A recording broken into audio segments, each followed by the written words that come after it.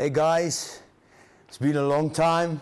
You know, we got all of these questions. People keep on asking us, what is the Scribante race team doing when they're not at the racetrack or when they're not building cars?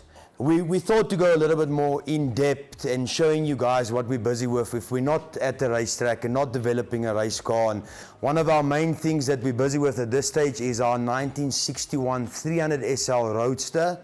It's one of our proudest cars that we've ever restored up until now. And unfortunately, we have to do a couple of updates on it to make it a little bit more modern and more enjoyable to drive in our conditions, because the car is actually based on a Europe model and we want to South Africanize it a little bit, if I can say that. So everything inside it is electronically driven, so you don't have no mechanical parts that can fail anymore on you, and it's much more reliable.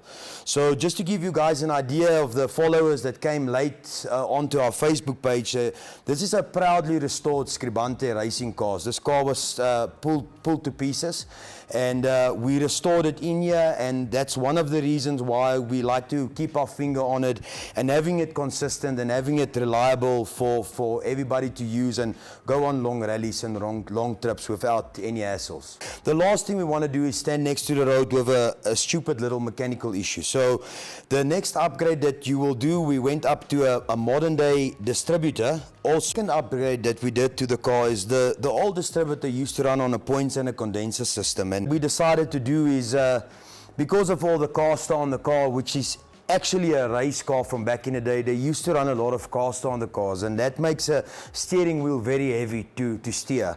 So Franco decided that we must go for an electronic power steering system, which you can do from EZ. And the downfall from that is the current generator that the car had on can't keep up with the power steering power loads. So then what we did, then we contacted our good friends of HK Engineering in Germany, and they provided us with a period looking correct generator that's now been converted into an alternator. The reason why we do that is because the generator used to run the water pump.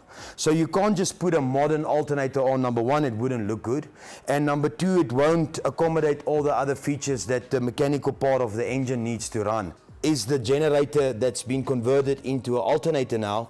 And if you can look at the back end of the generator, there's also a shaft driving the water pump. So that's the reason why you have to go for a period correct and also something that functions with the original state of the engine.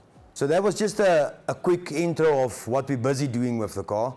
We'll update you guys as soon as we got the power steering in the car, and then me and Shane will take it for a drive and let you know how it goes. Thanks guys.